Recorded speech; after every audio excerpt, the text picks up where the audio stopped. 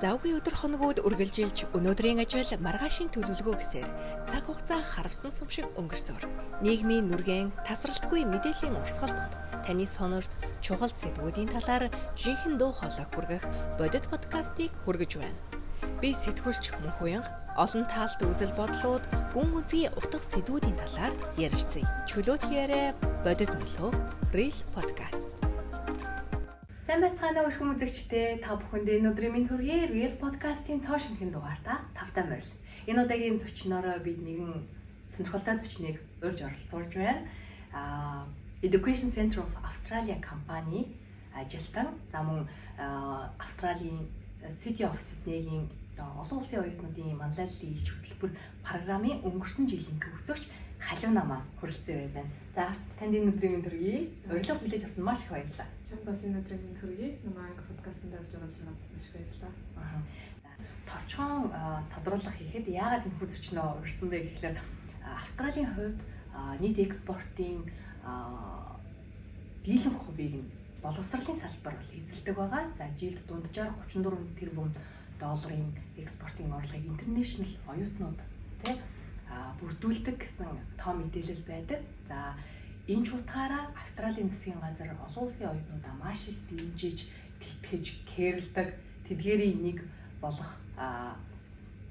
City of Sydney-гийн ESLA хөтөлбөр буюу International Students Leadership Ambassador програм байгаа. За, өнгөрсөн жилийн төгсөгч бол Халиуна байгаа. За, миний хувьд бол энэ жилийн төгсөгчөөр сонгогдоод оролцож байгаа маа. Тэгэхээр энэтэй холбоотой мэдээллийг хүргээд замун Монгол оюутнуудаа ямар боломжууд байж болдог вэ гэдгийг хүргэхийг зорьсон. За, оюутнууд гэд ярьж байгаагийн онцлог гэх юм бол гадаадад сурч амьдрахыг хүссэн, за сурч амьдарч байгаа хүмүүсийн маань дийлэнх визийн нөхцөл оюутны виз байдаг. За, магадгүй 10-аас 20% гэдэг юм уу цөөн хувь нь байнгын оршин суух визийн нөхцөлөөр хангасан байдаг бол ихэнх нь оюутны визээр байдаг. Тэр ч утгаараа маш олон оюутантай уялдаатай боломжууд гарч ирдэг. За, тэрийг нь ч гэсэн бид нар ямар байдлаар өгөх хэрэгтэй байдлаар ашиглах уу гэдэгтэр ач холбогдол илүү өгөхийн тулд бид энэ хөтөлбөрийн талаар ярилцгаална. За, тэр ч утгаараа Халиунагаа орсон байгаа. За, юун түрүүнд урилга хүлээж авсанд маш их баярлалаа. Товчхон өөрийнхөө талаар манай үзэгчдэд танилцуулбал. За, намайг Халиуна гэдэг. За, би 2023 онд Виктория их сургуулийг бизнес аналист мэргэжлэр сурч төгссөн. Сурч байх хугацаанд ESLA програм илсээ нэг жилийн хөтөлбөрийг дүүгээд тухайн програмын шаардлагын дагуу төсөл хөтөлбөрүүдээр ажиллаад явсан байгаа. Тэгээд сургуулаа төгсөөд үргэлжлүүлээд Education Center of Australia дахиад ажиллаад явж байна. Тэгэхээр ESLA хөтөлбөрийн талаар товчхон хуйлаа бас мэдээлэл өгье те. За, нийт одоо 10 гаруй жил үргэлжилж байгаа энэ програмд одоо 5 гаруй Монгол амбассадорууд сонгогдсон байна. Тэдгээр нэг нь одоо Халиуна маань байна. Одоо 6 дахь нь ингээд би ингээд хаашаа явахаар байна. Хэрвээ бид нэр энэ мэдээллийг илүү олон монголчуудад хүргэх юм бол цаашдаа бас бусад монголчуудаа илүү олон боломжуудыг нээж өгөөд түүгээрээ бас Монгол community бас илүү хүчрэх болов. Монголын маань одоо мэргэжилтнүүд дэлхийн одоо тавцан дээр гарч ажиллах боломжууд, за ESLA-гаар дамжаад олон боломжоос гарч ирж байгаа шүү дээ. Тэр болгоныг эдлэх боломжтой тэр ч утгаараа мэдээллийг хүргэхийг зорж байгаа маа. Тэгэхээр ESLA хөтөлбөрийн яаж анх хүл тавьж исэн бэ? Энэ талаар ямар мэдээллийг авч яаж энэ хөтөлбөртэй танилцж исэн байгаа яриач. За, миний хувьд анх ESLA програм ер нь бол City of Sydney одоо өөрийн орон нутгийн байгууллагууд, их сургуулиудтай бол уялдаа холбоотой ажилладаг. Тэгэхээр бүх одоо Sydneyд байгаа их сургуулиудад одоо янз бүрийн хөтөлбөр зарлах юм бол зар очдог гэсэн. Тэгээд манай сургууль дээр ESLA-гийн эсрэлт авах гэсэн зар явж ирсэн. Дээрээс нь миний өмнөх ESLA програмын оролцогч тэр жил бас 2 монгол оюутан сонгогдсон байсан. Тэрний нэг оролцогчоос би мэдээлэл авсан. Тэр охин одоо энэ програм жилдээ нэг удаа эсэлт авдаг, ямар шалгуур байдаг гэдэг надад тодорхой мэдээлэл өгсөн. Тэгээд тэр мэдээллийн дагуу энэ бол орж ирсэн. За, тухайд тэрний одоо миний орсон жилийн өмнөх жилийн програмууд ерөнхийдөө 1.5 жилийн урттай. 9 ороод тэгээд төгслөө 1.5 жил тэгээд тэр 3 үе шаттай програмыг дуусгах тийм нөхцөлтэй байдаг байсан. Миний орсон 2023-аас 24 оны програм маань болохоор 1 жилийн хугацаанд тэгээд 3 үе шаттай. Эхний үе шатнд нь болохоор одоо баян 100% эрсдэлээр оролцох шаардлагатай төслийн менежмент, манлайллын чадвар, одоо public speaking гэх мэт одоо 8 удаагийн тийм сургалтанд суугаад тэгээд тэр сургалтанд суусан ур чадвараа ашиглаад магаараа бусад одоо төлөөлөгч оюутнуудтайгаа нийлж төслийн төлөвлөгөө гаргах тэгээд тэрийнхээ хэрэгжүүлэлттэй ажлууд дээр ажиллаж байсан. Тэгээд 3 дугаар шатнд нь бид нэр тухайн төслөө яг хэрэгжүүлээд бусад зөвхөн төлөөлөгч биш одоо Сиднейд сурж байгаа тухайн үед оюутан байгаа оюутнуудтай чиглэсэн одоо үйл ажиллагаа уулзалт семинаруудыг зохион байгуулжсэн. За одоо дараагийн эсэлт нь бас бодох гэж байгаа хэрэг. Тэгэхээр ер нь бол энэ одоо зохион байгуулж байгаа ивентүүдэд идэвхтэй оролцсноор тэр талын мэдээллүүдийг бас авах боломжтой байдаг. Тэгэлгүй яах вэ? Тэгээ би бас халиунаад бас баярлалаа гэж хэлмээр юм. Яа тэгэхээр танаа төгсөлтөд бас ингээд 2 Монгол ирсэн шүү дээ. Одоо халиунаас гадна одоо Нэмжаргал гэдэг охин байсан. За энэ 2 охиноосоо би бол маш их мэдээллүүдийг аваад за энэ юу маш хэрэгтэй хөтөлбөр юм байна. Энэ хөтөлбөрт ингээд оролцвол их гоё юм да гэсэн мэдрэмжийг анхудаа авч ирсэн байхгүй. Тэгээ яг тэгээд дараа нь болохоор за үнэхээр том сургуулиудын тийм мундаг оюутнууд байна да гэж ингээл сүрдээл те. Тэгээд ингээ материалаа ямар ч байсан одоо өгөөд үзэхэд бид нар одоо юу ч алдахгүй шүү дээ те. Тэр утгаараа би ингээд анхны оролдлогоо хийж ирсэн. За тэр үедээ бол анх мэдээлэл авахд бол та бүхний хэрэгжүүлж байсан ингээд нөгөө эвентүүдэд ингээд ороод одоо оролцогчийн хувьар ороод одоогийн хувьд бол сонгогдсон хүн зохион байгуулагчийн байр суурьнд бас ирж байж байна л та тий. Тэгэхээр энэ гоё мэдээллүүдийг өгчээсэнд маш их баярлалаа. Үүнийг үргэлжлүүлээд би бас одоо нөгөө нийгмийн хариуцлага гэдэг шиг тий бидний одоо хувийн нийгмийн хариуцлага гэдэг шиг энэ чиглэлээсээ бас хүмүүст мэдээлэл өгөхийн тулд ингээд бид хоёр бас өнөөдөр яриа сууж байна. Тэгэхээр E-Slab програм танд яг юу өгсөн бэ? Одоо ингээд ажлын байран дээр гараад ирэнгүүт гэдэг юм уу эхэндээ бол бидний ингээд сургалтанд хамруулад байна шүү дээ. Дараа нь ингээд системтэйгээр ингээд багаар ажиллах чиглэлд ингээд сургаж байна. Энэ нь зөвхөн бид нар монголчуудтай ажиллаагүй те Филиппин, Малайз, Норвег, Америк, Африк гэдэг одоо олон үндэстнүүдтэй те үндэстнүүдийн төлөөлөл болж ирсэн залуучуудтай мөн зэрэгцээр ингээд ажиллаад хөгжөөд хамтраад явж байна л да. Тэгэхээр таны хувьд бол тэр take-away юу гэсэн бэ? Яг чинь хэлсэнчлэн одоо төлөөлөгч оюутан гэдэг нэг 20-од оюутны жилдээ сонгоод үйл ажиллагаа явуулж байгаа. Тэр оюутнуудыгаа ингээд чиглэсэн юм сургалт явуулаад байгаа. Зөвхөн тэр оюутнуудыгаа хөгжүүлж байгаа тийм биш. Энэ програмын яг ингээд одоо яаж байгаа хүрээлж байгаа тэр юу нь болохоор биднээр дамжуулаад бид нар өөрсдөө ахиж цаашаа бүх энэ сурж байгаа оюутнуудад одоо зориулсан тийм сургалт арга хэмжээ мэдээлэл өгөх тийм одоо үүрэгтэй хүмүүс. Тэгэхээр ер нь бол энэ програмын бүтэц тэр юу юм болохоор надад маш ухаалаг санагддаг. Яг ийм жилдээ 20-од оюутан сонгоод тэр оюутнуудаараа дамжаад тэр оюутнууд нь болохоор маш олон төрлийн одоо орноос ирсэн хүмүүс. Дээрээс нь олон их сургууль, коллежуудаас ийм холимог байх нь энэ програмын яг гол үндэс нь. Тэгээд тэрүүгээрээ дамжуулж маш олон оюутнуудад хүрэхтэй. Тэгээд бас нэг энэ төлөөлөгч оюутнуудын нэг үүрэг чинь тэр сургалтандаас нь төсөл дээрээ ажиллана. Дээрээс нь энэ төслийг ингээд олон хүнд хүртээмжтэй байхын тулд ингэж мэдээлэл хийх, олон оюутнуудаа хүргэх. Одоо чи тэр ажлыг маш сайн хийж гэж би ойлгож байна. Одоо энэ подкастаа одоо Монгол community, монголчууд, монгол оюутнуудаа зарлаж ийм их боломжууд байдаг юм шүү. Энд амбассадор болж орж болно. Эсвэл эднэрийн зохиож байгаа энэ олон ивентүүдэд оролцож болно шүү гэдэг. Энэ бас одоо төлөөлөгч миний нэг том үүрэг. За миний хувьд энэ одоо програмаас сурсан зүйл маш их байгаа мэдээж. Одоо 10 гаруй орны тэгээ маш олон төрлийн сургууль институтээс ирсэн оюутнуудтай ингээд нэг баг болоод ажиллах тийм шаардлага тулгарна мэдээж.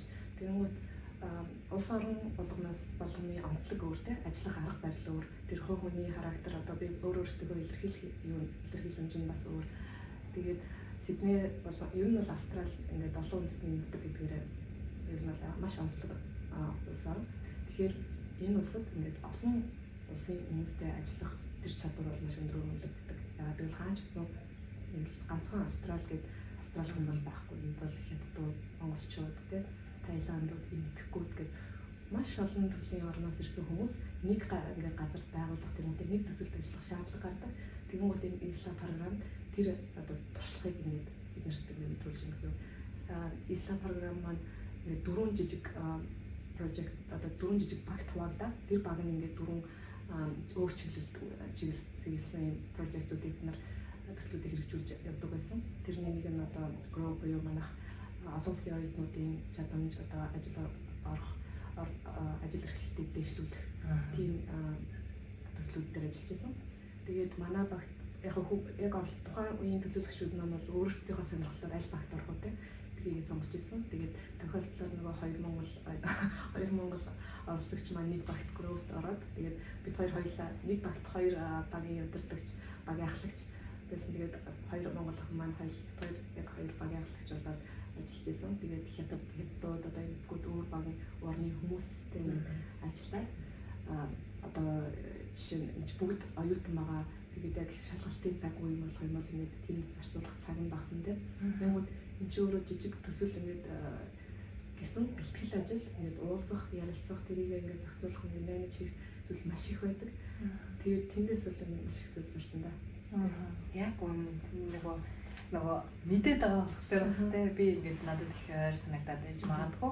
Тэгэхээр яг Халинагийн маань хэлж байгаа шиг эхлээд бидрийг ингээд сургалтын хамруулчаа дараа нь бид ингээд сонирхлоороо багт хуваагдаад биднийг хөгжүүлснийхаа дараа биднээр дамжуулаад тий хөтөлбөрийн зорилго бол энэ амбассадор гэж сонгогдсон хүмүүсүүдээрээ дамжуулаад хотынхоо улсынхаа нэр хүндийг өргөх тийм зорилго одоо цаана байдаг.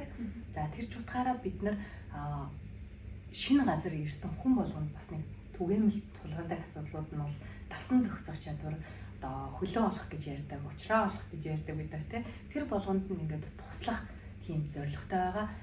Хэрвээ бид нар өөрсдөө тэрийг давчих ямар нэгэн байдлаар тий одоо бусдын тусалцаатайгаар болон одоо өөрийнхөө нөгөө энэ нүүр биеэрээ одоо идрээд дууссан ч бай дараагийн үеийнхэндээ тий эсвэл шинээр ирж байгаа энэ одоо гадаад оюутан гэсэн одоо байр суурин дээр шинээр ирж байгаа хүмүүс туслалцаа үзүүлэх нь бидний гол үүрэг байгаа. Тэр ч утгаараа бид нар ингээд хэд хэдэн төслүүдийг хэрэгжүүлнэ. За одоо манай одоо хувьд бол бас яг нэг төслийн хэрэгжилтийн үе дээр ингээд буужигнаад явж байна. Яг чиний хэлсэн шиг одоо улс үндэстэн болгоны ялгаа байна.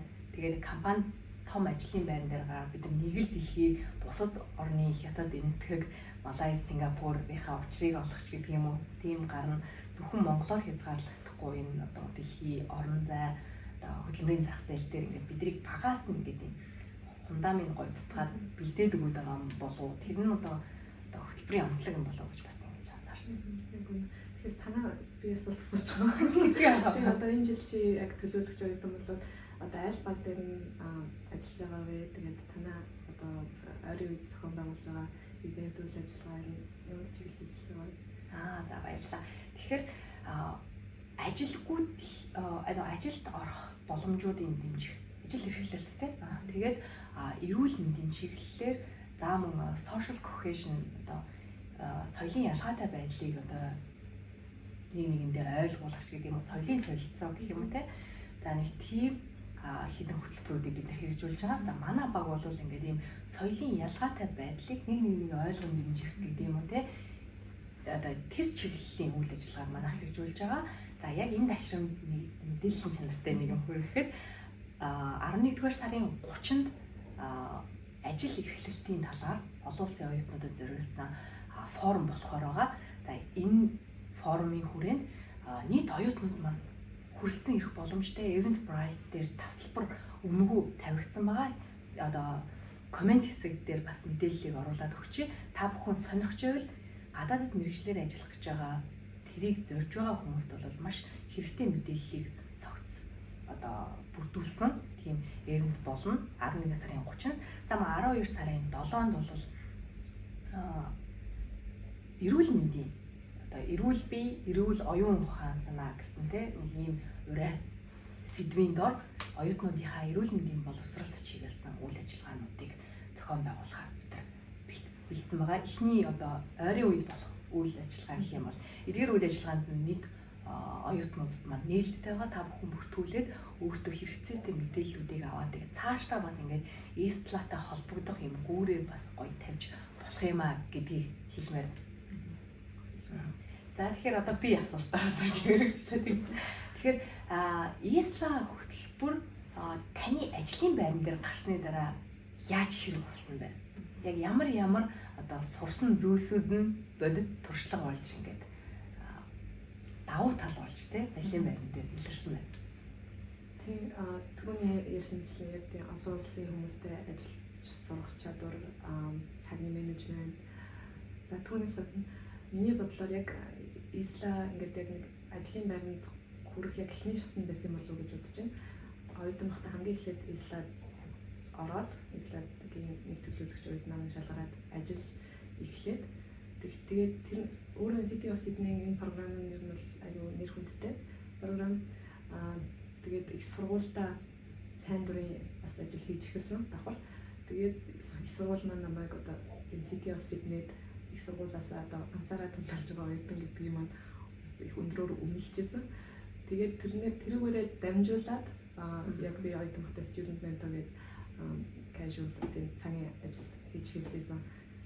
Тэгэнгүүт ингээд ер нь бол төсөл дээр ажиллаж байгаа бүх зүйл нь бол туршлага болж исэн. За хамгийн эхлээд тэр ингээд эхний шатнд болоод ингээд дамжаад тэгээ student mentor болоод төгсөөд ажилд ороод student mentor байсан маань одоогийн ажилд орох шалтгаан болсон ч гэдэг юм дээ. Ингээд энэ бас ингээд шатчаад нэг бол тийм ойлголттой байсан. За тэгээд ажлын байран дээр гараад ирэхлээр яг ингээд төсөл дээр анх оюутан багтаа ингээд хүмүүстэй ажиллах сонсоход амар энгийн юм шиг нэг ингээд өдөр хүмүүсийг уриал нэг ивент зохиогоол нэг оролцогч панелист хүнийг уриал ингээд яхад их энгийн амархан юм шиг санагддаг. Гэхдээ эднэрийг ингээд зохион байгуулад хүмүүстэй харилцах тэрийг албан бичиг одоо албан имэйл яаж чөө тэр хүмүүсийн цагийг яаж суух вэ? Одоо тэр уулзалт семинар болох тэр өрөө юугаар заалаа яаж ингээд хинээс яаж ингэ зөвшөөрлөж яаж төлөвлөх үү? Ирээд одоо тэр чинь өдөр нь хүмүүстэй хэрвээ цай олох бол ямар төрлийн яг харшилтай хүн байвал яах вэ гэдэг юм уу тийм жижиг сажиг юм маш олон зүйлийг ингэж анхаарах хэрэгтэй болдог. Энэ бол жижиг хэмжээний төсөл, том хэмжээний төсөл бол бүр их өргөн сар хүрээг хамрах баг. Тэгээд иймэрхүү ингээд бүх зүйлийг ингээд бодолцож үзэж байгаа. Төслийн менежментийн ур чадвар, цагийн менежмент, одоо хүмүүстэй нөгөө cultural intelligence гэж ярьдаг шүү дээ. Олон соёлын ойлгохтой тийм чадвар, тэр хүмүүстэй ингээд харилцах чадвар. Тэднэр нь одоо яг миний ажил дээр яг хэрэг болж байна гэж би бас хараад байгаа. Энэ дээр бол нэрээ хэдийгээр жижиг төсөл гэлтгүйгээр те одоо яг процесс болгоны алхам болгоныг нь одоо хүмүүсээр өөрсдөр нь хийлгүүл сурж байна гэдэг чинь одоо нөгөө тухайн улсаараа л одоо ертөнцийг хардаг байсан хүмүүст бол бас нэг өөр юм те. Тэгээд дахиад ингээд улс улсын хүмүүс бүх юмнуудыг яаж ингэж зохион байгуулах вэ? Тэгээд арга хэмжээг нь олно гэдэг чинь л нөгөө наазахын ингээд асуудал нь болчиход байгаа байхгүй те. Тэгээд тэр олон хүний зав зай бүгдийг зохицуулна. Томоо тэр одоо арга хэмжээг цогцоор нь одоо хийж бүтээнэ гэдэг чинь өөрөө нэлээл том ажил байгаад байгаа юм л да. Тэгээд тэр нь ингээд бодохоор яг чиний хэлсэн шиг маш системтэй тийм. Хүний сурлаа, хүний дэмжлэгийг хөгжүүлээд тэрүүгээрээ дамжуулаад хүмүүс нөлөөллөө. Тэр нөлөөллөөрөө дамжуулаад хүмүүст одоо бас нэг эерэг сэтгэлдэл үлдээх давхар тэдгээр хүмүүст мэдээлэл өгөх тийм одоо өргөн хэмжээний тийм цогц хөтөлбөр байгаа. Тэгэхээр ер нь бол бас амар бахархалтай одоо үйл хэрэг гэж би бол бодож байна. Тэгээд тэнцчээд бас аюух баярлж байсан. Тэгэл ямар гоё юм бэ ингээд болчлаа штэ гэж тэгээд энэ одоо үүргээ бас их бахархалтайгаар гүйцэтгэж байна. Тэгэхээр яг чиний хэлснээр нэг боломж дараагийн боломжийн одоо үүд хаалгыг ингээд ивэс болж өгöd байгаа юм шиг санагддаг. Тэгээ ер нь энэ магадгүй хөтөлбөрөөс гадна нэг юм Австралийн бас нэг юм тогтолцоо бас байгаад байгаа шүү тий. Хүн хичээвэл одоо нэг өөрийгөө нээж харуулъя гэж одоо байгаа потенциалаа дайчилж чадах юм бол тодорхой боломжууд маш их хэр бий болов гарч ирээд байна л да. Тэгэхээр энэ тал дээр ямар хөө байр суурьтайсэн бэ? Гадаад оюутны хувьд ч тэр тий ажлын байр дээр гараад удаагүй байгаа хүний хувьд ч тэр Австралийн хөдөлмөрийн зах зээл энэ юм онцлог байна шүү дээ тий. Тийм яг чиний хэлсэнчлээ яг тийм үнэхээр боломж бол ер нь хаасайгүй байдаг юм шиг санагддаг надад. Нөгөө нэг ярьжсэн Америк боломжийн орн гэдэг шиг надад Австрали бас яг ялгаагүй санагддаг. Үнэхээр чи өөрөө бэлэн байвал боломж бол бэлэн хаасайгүй бэлэн байгаа. Мэдээж өрсөлдөөн бол маш олон мянган оюутнууд чадварлаг оюутнууд дэлхийн өнцөг болон бүрээс Австралид ирж амьдарч ажиллах, зарим нь ажиллахгүйгээр биш сурахгүйгээр шууд ингээд Австралид ирж бүр ингээд ажиллахаар ирцгээж байна те. Тэгэхээр ур чадвар сайтай оюутнууд бол хүмүүс бол хаасаагүй байгаа. Яаж энэ дундаас ингээд ялгарч гарах вэ? Яаж тэднээс ингэж ялгарч тэр хүмүүст харагдах вэ? Яаж сонгогдох вэ гэхээр нэг арга нь тэр одоо ислам одоо сайн дурын ажил олон нийтийн үйл ажиллагаа сайн дурын ажилд оролцдог тэр оролцоог Австралид маш өндрөөр хөндлөдөг. Тэгээ ер нь яагаад ингэж сайн дурын ажлыг яадаг вэ гэхээр мэдээж тэр хүн ингэж цагаа өөрийн гэсэн одоо цагаасаа илүүчил зарцуулж байна. Тэгээд тэнд цагаа барьж байна. Тэнд ямар бүтээмж тэр чинь бол тусдаа ажил л гэсэн үг. Цалингүй ажил. Тэн дээр тэгэхээр тэр хүний тухайн хүний ажил дээр гараад хийж чадах одоо юуг нь бол харцдаг гэсэн үг. Ажлын чадамжийг тэр сайн дурын ажилд хэр хандж байгааг харах боломжтой гэж би бол боддог. Тэгээд тийм ер нь бол Австрали боломжоор дөрөв. Тэгээд оюутнууд энэ сурч байгаа оюутнууд бол энэ боломжийг маш их ашиглах хэрэгтэй. Тэр ашиглах нэг аргуудын нэг нь бол ингээд сайн дурын үйл ажиллагаанд сайн оролцох иймэрхүү програм одоо үйл ажиллагаа маш олон янзаар байдаг. Тэгтээ зөвхөн ислаж биш танаа их сургууль ч юм уу те өөр янз бүрийн байгууллагуудаас зохион байгуулж байгаа ийм идэх санаачлалч ингээд сарсан ажлуудыг бол оролцож явах хэрэгтэй. Тэгээд энэ нь нэг боломжинд хүрэхтэй арга гэж магадгүй. Тэглэг яах вэ? Сайн дурын ажил гэдэг бас нэг маш том сэдв байгаад байна тийм. Одоо ялангуяа энэ Австралид бол маш хөгжсөн байна. Тэгээ манай Монголд бол яг тэр хүртэл хөгжсөн тодорхой хэмжээний цаг хугацааны шалгуурыг давах байх. Гэхдээ одоо ерөнхийдөө бол бас ихэд эхлээд явж байгаа мэдээллүүдийг бид нар ингээд сошиалаар бас давхар авж байна. Тэгэхээр ямар сайн дурын ажлуудыг хийж исэн бэ? Ялангуяа энд байгаа одоо зарлагдж байгаа сайн дурын ажлууд нь бас маш гол хүрсэн байгаа шүү дээ. Технологийн дэвшлэлтэйгээ уялдуулаад тэг хүмүүсээ одоо ашиглах за одоо сайн дурын ажил хийж байгаа бий болоод сайн дурын ажлаа хийлгүүлж байгаа нөгөө талгээд аль тал нь харилцан ашигтай байдлаар ингээд юм гоё системтэй тийм байгаа юм шиг харагддаг. Тэгэхээр ислагийн хүрээнд ч гэсэн бид нар тодорхой хэмжээний цагийн лимиттэй сайн дурын ажил хийх хэрэгтэй байдаг, хийж байгаа. Тэгээ чиний хувьд ямар сайн дурын ажлууд хийж исэн бэ? Тэрнээс авсан гэдэг юм гоё мэдрэмжүүд юу вэ? За би Монголд гэх юм бол би Монголд 2 жил орчим нийгмийн халамжуулагчдын нийлцэд ажиллаж байсан. Ер нь бол сайн дурын ажил гэдэг чинь бол нийгэм чиглэсэн ажлууд байдаг шүү дээ. Тэгээд тэнд ажиллаж байгаа яг цалинтай ажилладаг байсан ч гэсэн ер нь бол нийгэмдээ хандсан тэгээд тэр тусламж шаардлага хэрэгтэй байгаа хүмүүстэй туссан тийм ажлыг бол хийсэг хийж байсан.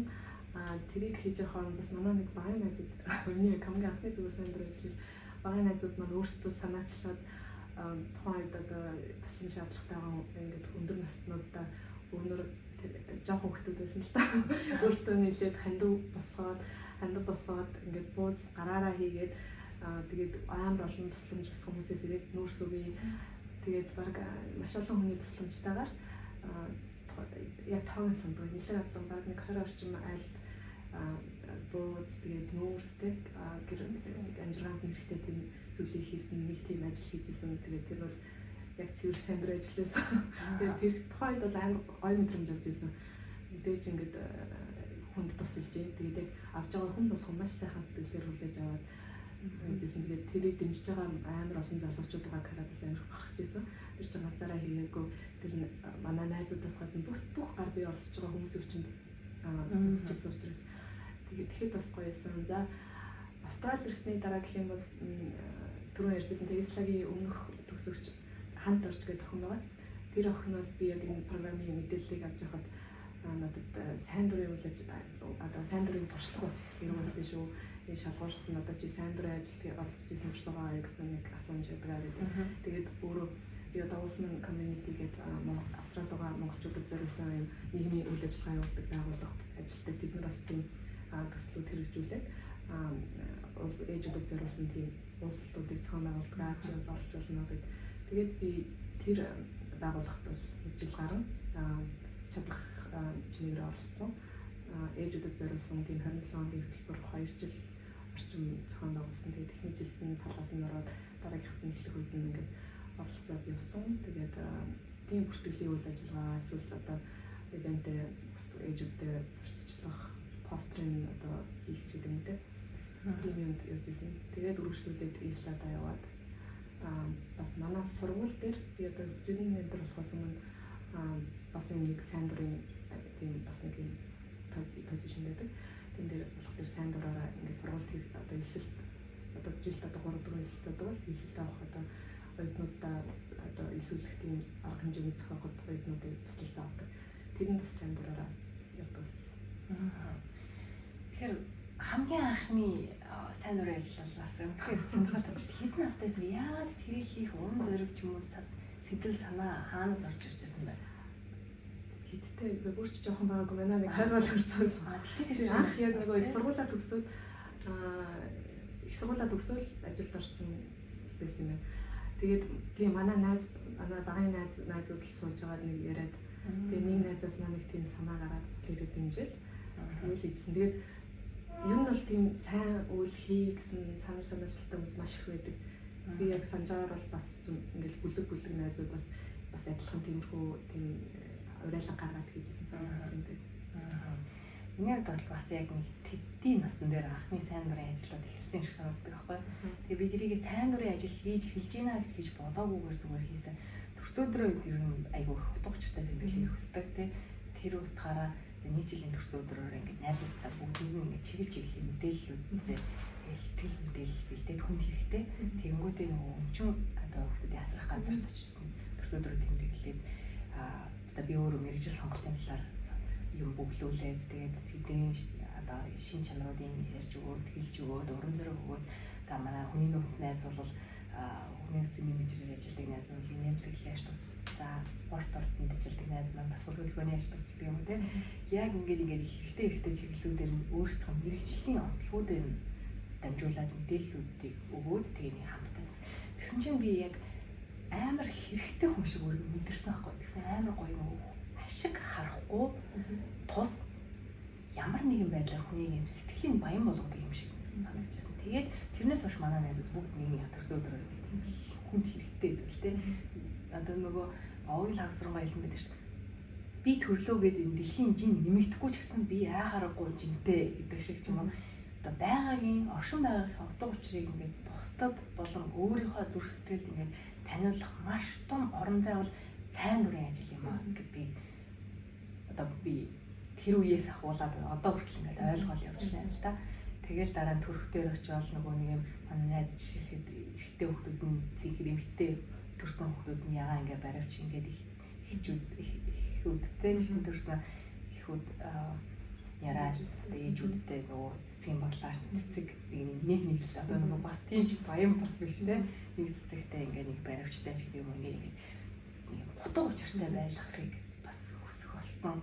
Тэгээд тэр одоо тэр утга санаа бол нийгэм бол бас их сүүлийн жилүүдэд ялангуяа хүмүүс утга учиртай амьдралыг одоо ирж хайх өөрөөсөө бас өөрийгөө тольдох одоо энд байгаагийнхаа мөн чанарыг толгодох бас нэг юм гоё орон зай юм болов гэж бодоод байгаа.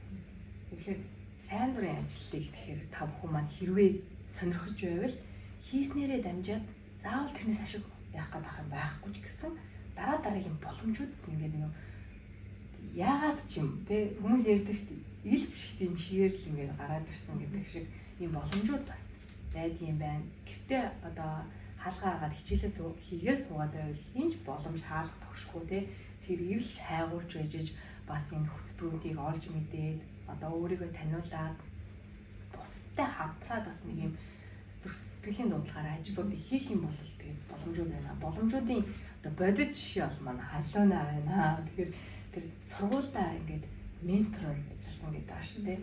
Тэр хэр хэцүү байсан бэ? Тэгээд ер нь бол ингээд ажлын байдал руу очих болсон энэ замаа Ислатаа уяад энэ процессыг товчхон тань тодруулбал. Тийм за манай сургуулийн хувьд болохоор одоо сайн сурдаг оюутнууд эсвэл идэвхтэй тийм чадварлаг оюутнуудаа одоо student mentor ажиллах тийм урилга явуулдаг гэсэн. За миний хувьд болохоор яг Ислад эхлээд эсэж орчоод ментор биш, ментороос арай өөр нэг ажил байдаг гэсэн сайн дурын. Тэрэндээ яваад тэгээд тухайн үед энд ажиллаж байхад намайг одоо Ислагийн төлөөлөгч оюутан гэдгийг сонсчод тийм төрүүлжсэн яг намайг амар үнэлжсэн. Манай сургуулиас ганц төлөөлөгч чинь яваа юм биш тэгээд тэнд ингээд нэг удаагийн эсэлтийн үйл ажиллагаа болж ирсэн. Одоо тэгсэн чинь яг нөгөө бүртгүүлс оюутнаасаа давсан олон тооны оюутнууд ирээд ачаалаад авахгүй одоо student mentor-ууд яг үүндээ тэр бүх оюутнуудад ингээд зааварчилгаа өгөх тийм ажиллагаа хийж ирсэн. Оюутнуудаа одоо анги болгонд хуваагаад одоо сургууль эхлээд одоо юунд анхаарах уу, яаж ч сонголтоо хийх үү гэдэг нэг чиглэл олох гэдэг л үү те. Зөвхөн туслаад байна те. Одоо анх удаа ингээд их сургуульд ирсээд одоо орон орноос ирж байгаа Австралид танихгүй байгаа дээрээ тэгээ шинэ их сургуульд орж байгаа оюутнууд байгаа шүү дээ. Тийм оюутнуудаа ингээд чиглэл өгөх тийм өдөрлөг гэсэн үг л те. Тэгээд тэнд ингээд ажилтг менторууд нь ингээд оюутнуудаа өөрөө олгонд хувааж аваад ороод тэр зөвлөгөө өгчээсэн. Тэгээд миний тэр нэг удаа сайн дураар яж явах өдөр бүртгүүлснээсээ илүү их оюутан ирээд одоо нэг хүний нөөц нь хөрөлцөхгүй болоод менторууд нь хүрэхгүй. Тэгээд намайг нэг өрөөнд ингээ баха оюутнууд оруулсан. Би ямар ч одоо сургуульд одоо ямар ч зөвлөмж яаж юу зааж явах юм чи мэдэхгүй. Гэтэ чадах чинь нэг ер нь туслах хэрэгтэй гэдэг бол мэдчихсэн. Бид нар чинь ингээ хямралтаас гараад маш олон оюутнууд түрээд ирсэн. Тэгээд надад нэг заах зөвлөмжийнх нь нэг цаасыг өгсөн. Тэгээ би яг хөө мэдгүй гэж яваагүй чадлаараа би өөрөө оюутан байсан учраас өөрийнхөө мэддгээрээ заагаад тэгээд өглөө өдөр чинь 9-өөс хагуулаад ер нь бол бүртгүүлсэн оюутнууд ирсэн бол 3 гэхэд дуусчих хэмжээний тийм үйл ажиллагаа байсан. Тэгээд амар сунжирч нөгөө олон үед ирсэн болоод орой 8-9 хүртэл бид нэр тэрийг өргөжлүүлж заагаад бүх оюутнуудаа хэлж нөгөө зааварч зөвлөгөө өгч дууссан учраас тэгээд надтай гэсэн бас энэ хамт зэрэг орсон тийм зэрэг тусалж исэн нэг тийм сайн дураар орсон оюутнууд байсан. Бид нар зарим нэг 5-6 муугаа гэж харсан тийм. Тэгээд би одоо нэг их ирсэн юм чинь тэгэл дуусгах гэж дуусгаад тэгээд дуусах явахтаа тэгээд удирдах гэсэн хүндээ би дуусгачлаа баярлаа гэх.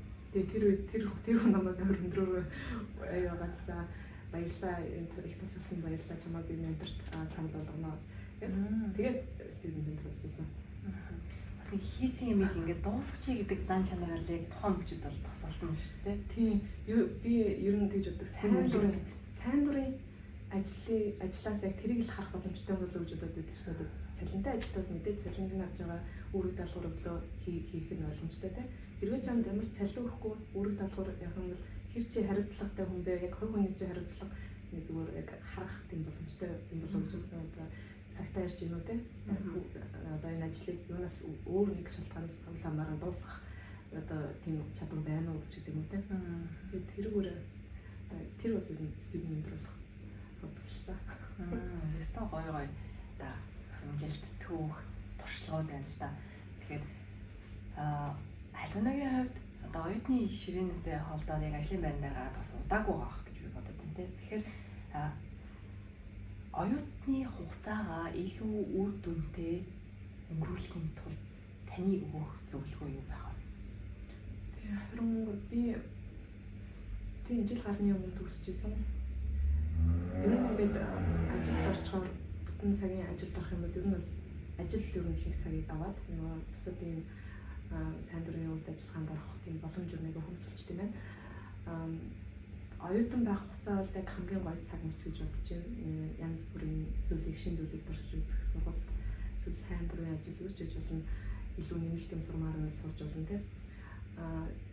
Өгөх зөвлөгөө гэх юм бол магадгүй их сургууль болгонд өөрөө ингэсэн тийм оюутнуудаа дэмжих програм хөтөлбөр тийм үйлчилгээнүүд байж идэг.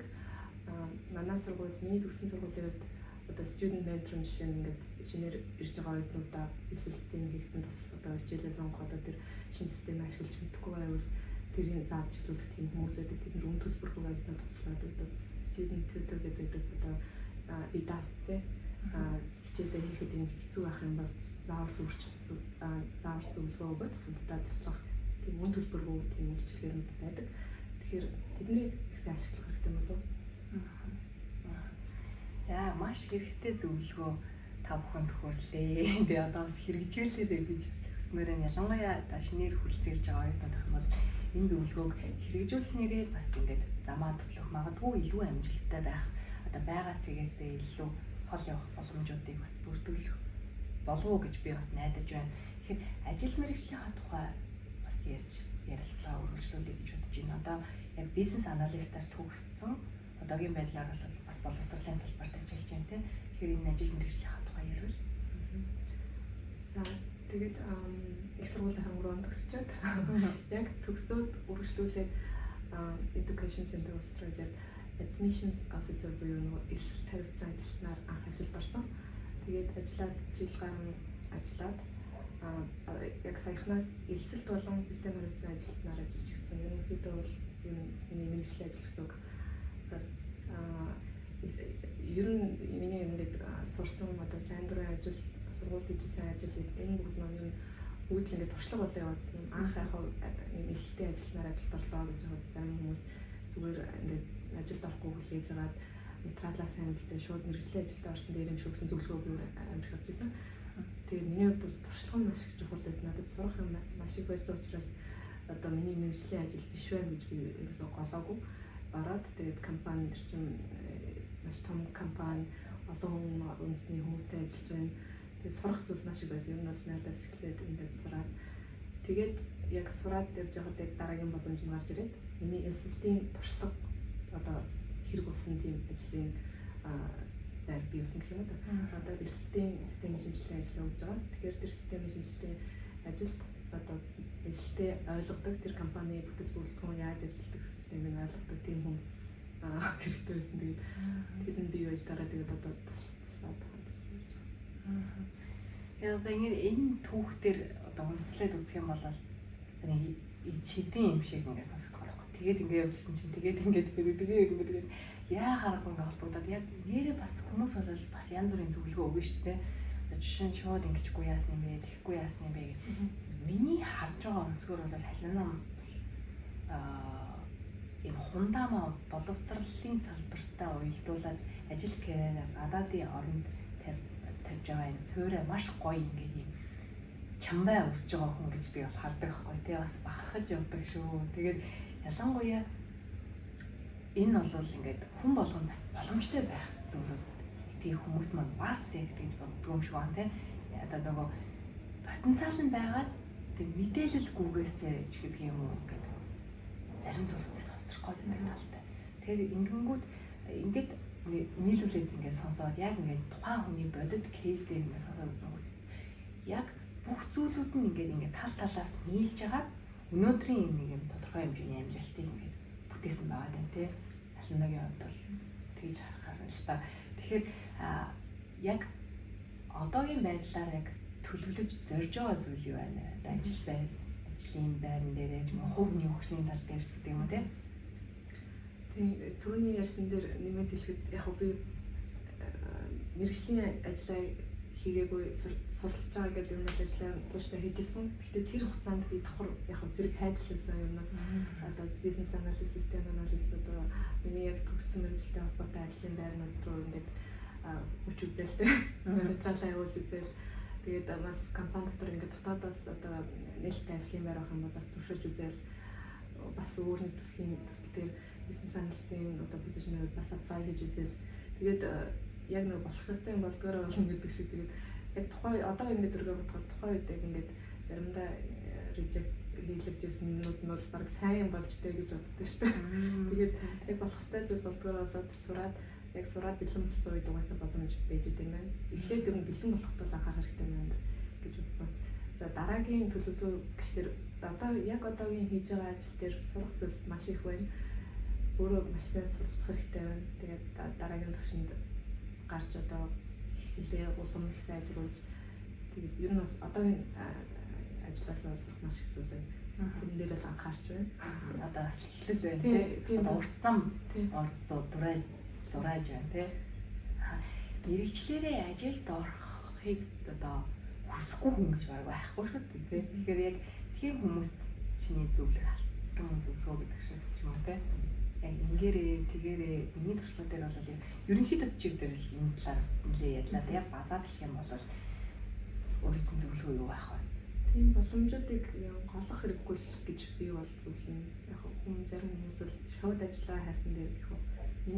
Миний туршлага тийм болохоос ч тийм үү. Би бол ямар нэгэн юм ажлын санал ирэх юм бол эхлээд зөвшөөрчих. Тэгээд ямар ч хэрвээ Австралийн ямар ч туршлагагүй бол ямар мэрэгчлэн биш ажиллаж байсан эхлээд ороод Австралийн соёлтой хэрхэн ажилтсан маань гэсэн баг зэргийн туршлага болоод тавцсан байхад дараа нь тэндээсээ ингээд хөрвөөд өөрийнхөө мэрэгжлийн ажлыг олоход илүү төхөн болж магадгүй. Ягаад гэвэл Австралид ажилд ороход юм бол локал эдгийнхаа туршлагыг айгүй өндөр өргөлдөг. Монгол эсвэл гадаад орнд 6-7 жил мэрэгчлэрээ ажилласан үнэхээр чадвартай хүн байхад ч эдгийн одоо туршлагагүй бол хүмүүс тэрийг нэг авч идэлцдэггүй тийм. Тэгэхээр өөр мэрэгчлээс хамаагүй эндээ нэг 2 жил ажилласан гэхэд бол илүү их боломжууд нэгтэн. За баярлалаа. Бидний урилгыг хүлээн авч бидэнтэй маш сонирхолтой бас сонирхолтойгоос гадна хэрэгтэй зүйлсийн талаар ярилцсанд баярлалаа. Өөрийнхөө бодит туршлага дээр үндэслээд одоо сайн оюутан байх, за ямар боломжууд дээр үндэслээд яаж одоо өөрийгөө одоо дэлхийн хөдөлмөрийн зах зээл дээр одоо нээж болох уу, ямар боломжуудыг ашиглаж болох уу гэдэг те олон талтай үнцгүүдийн талаар бодит туршлагаас хуваалцсан. Маш их баярлалаа. За цаашдын ажил, карьер одоо ирээдүйн замд өндрөөсөн амжилтыг хүсье. За маш их баярлалаа. Манайдаа бас өндрөөсөн амжилт хүсье. Исла програм амжилтаараа тусгаарай. Тэгээд ирээдүйн карьерт нь өндрөөсөн амжилт хүсье. За баярлалаа. Тэгвэл үзэгчдээ Rail Podcast-ийн шинэ дугаарыг хүрээд өндөрлөж байна. Энэ удаагийн дугаараараа бид олон улсын оюутнуудын одоо манлайлагч хөтөлбөрийн өнгөрсөн жилийн төгсөгч Халиунагаа урьж оролцуулаад та бүхэнд маш хэрэгтэй мэдээллийг хүргэж чадсан гэдэгтээ итгэлтэй байна. Дараагийн дугаар хүртэл баяр таа.